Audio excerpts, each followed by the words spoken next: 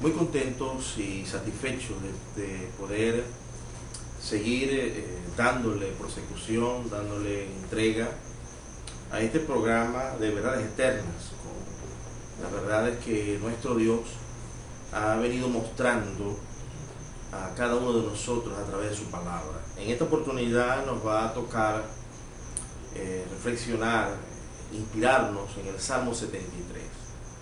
Salmo 73, versículo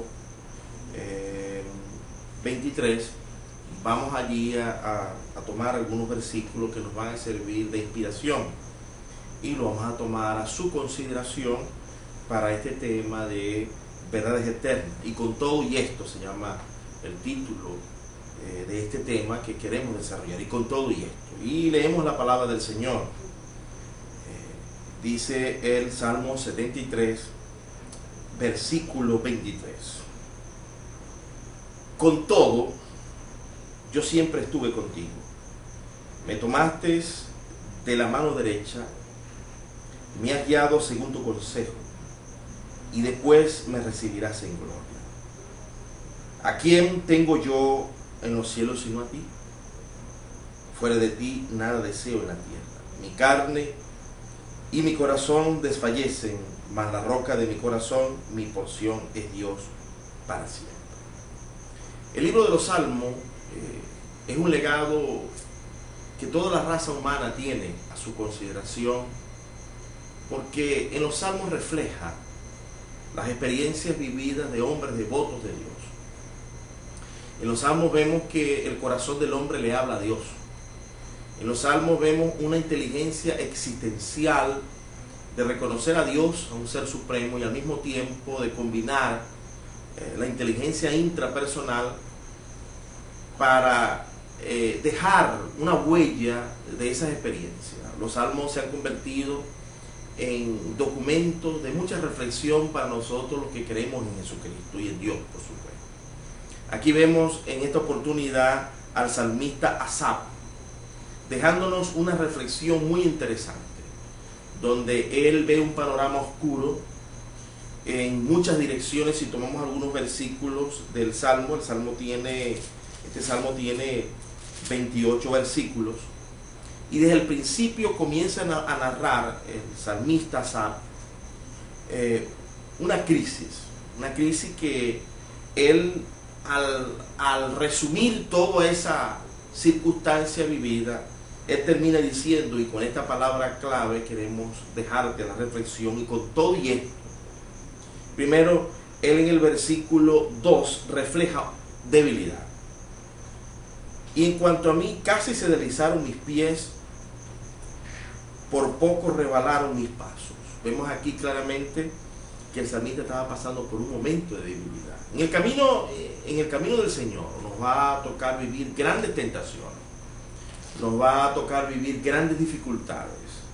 El mundo sobre nosotros va a presionar, no se va a quedar calmado.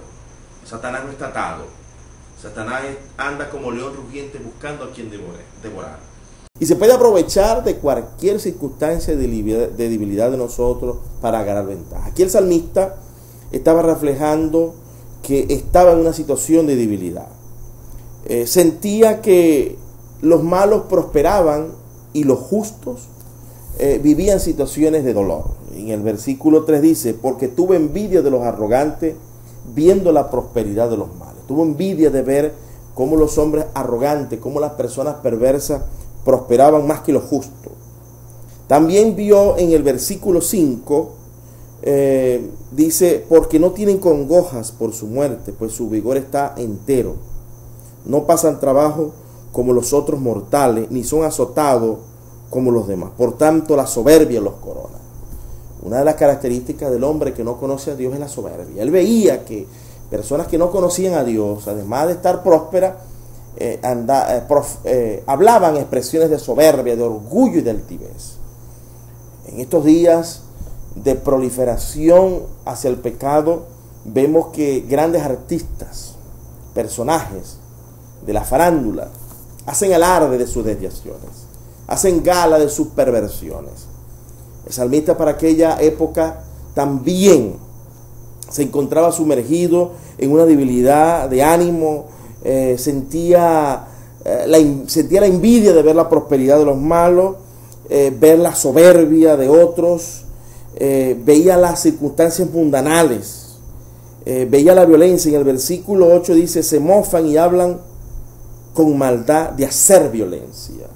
Muchas personas hacen gala de que sus actos violentos triunfan y ganan poder y ganan riqueza. Hoy por internet vemos la gran violencia que se está proyectando a través de una secta del Estado Islámico en contra del cristianismo y en contra de toda aquella persona que se oponga a sus designios. Es triste ver tanta violencia. Él en aquel entonces también veía esa violencia y estaba sumergido en ese conflicto humano, en esa complejidad existencial donde él no veía horizonte. Veía también el ateísmo. Se sentía que había trabajado por mucho tiempo y no había recibido ninguna recompensa. Mira el 13 lo que dice: verdaderamente en vano he limpiado mi corazón y lavado mis manos en inocencia. Se sentía que se había tardado Dios para hacer justicia.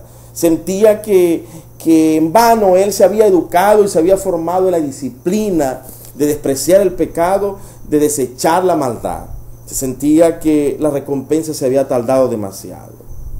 Las aflicciones de su alma habían sido también prolongadas. Dice, pues he sido azotado todo el día y castigado todas las mañanas. Largas aflicciones había experimentado.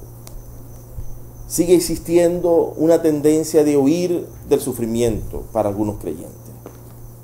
Hay inclusive propuestas de iglesias que expresan pare de sufrir.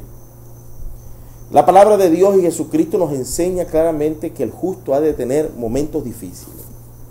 Y aquellos que quieran vivir en piedad van a sufrir persecución. Él se sentía también que las aflicciones habían sido largas. Había entrado en una profunda depresión y dijo en el 16, cuando pensé para saber esto, fue duro trabajo para mí. Y luego él manifiesta su grado de ignorancia.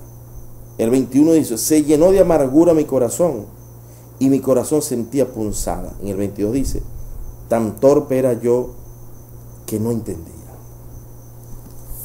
Vemos un panorama oscuro, que con todo y eso, él entra al santuario de Dios, entra en la búsqueda de Dios y comienza a establecer convicciones, a pesar de todo, a pesar de todas esas circunstancias, a pesar de ese momento tan difícil y tan doloroso que estaba viviendo.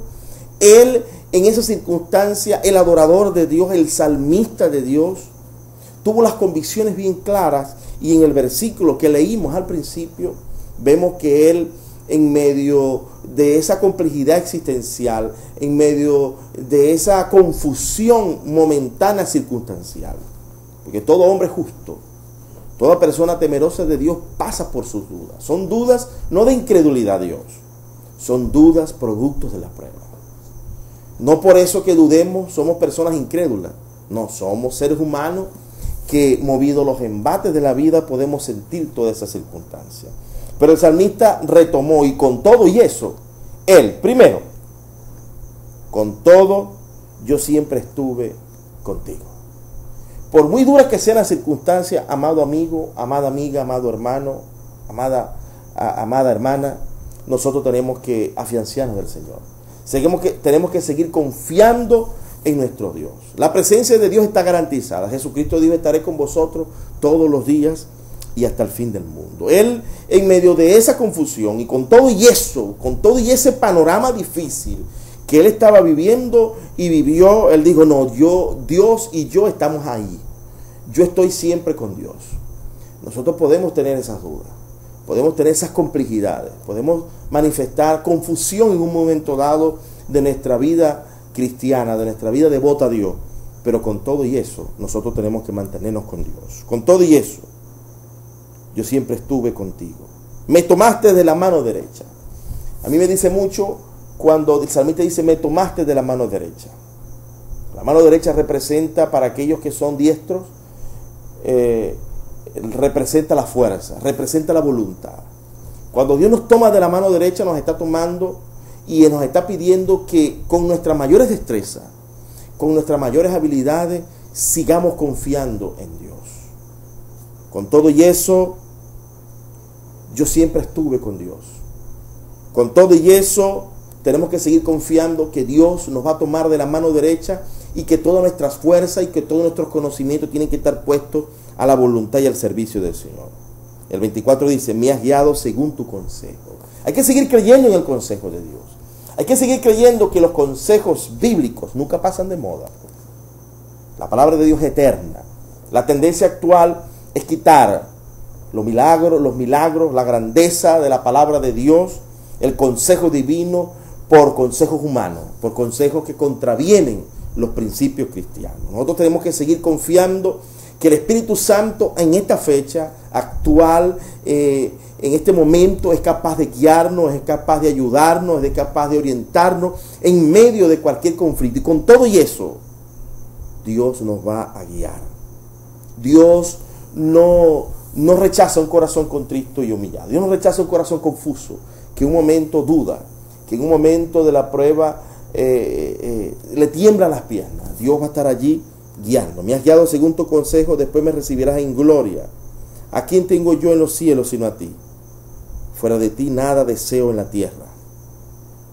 Mi carne y mi corazón desfallecen, mas la roca de mi salvación, mi porción es Dios para siempre. Y con todo y eso, él consideraba que Dios era su roca. Jesucristo es la roca. Cuando nosotros obedecemos, cuando nosotros seguimos los consejos de Jesucristo, nosotros estamos afianzados sobre la roca. Y no solamente obedecer, no solamente escucharlo, es obedecerlo. Jesús, para cerrar el Sermón del Monte, en el capítulo 7, versículo 24, él definió claramente que oír y practicar la palabra, el sermón de Jesucristo, es la garantía de firmeza eterna. Y con todo y eso, tenemos que tener siempre a Dios presente en nuestra vida, y con todo el panorama oscuro que podamos vivir, tenemos que dejar que Dios nos siga guiando. Con todo y eso, creer que Jesucristo, la obediencia a Jesucristo bajo cualquier circunstancia, en circunstancias de pobreza, en circunstancias de prosperidad, en circunstancias de paz o en circunstancias de conflicto como otros países los están viviendo, como estos países donde el Islam es fuerte y poderoso y los creyentes y los cristianos son perseguidos, nosotros tenemos que seguir confiando en Jesucristo. Para ellos les envío mi palabra de fortaleza, mi palabra de consolación. Y con todo y eso, amado cristiano que me escucha en cualquier parte de estos mundos, en cualquier parte del mundo, de estos países que persiguen el cristianismo, y con todo y eso, tenemos que tener a Dios de nuestro lado, tenemos que seguir el consejo divino, tenemos que seguir la guianza de Dios, tenemos que confiar que Jesucristo es la roca inmutable, es la roca eterna de confianza y de permanencia. Así te hacemos entrega de esta verdad eterna, y con todo y eso, Dios va a estar de nuestro lado, pero nosotros también tenemos que estar del lado de Dios. Un abrazo fraternal, Dios les bendiga, Dios les guarde.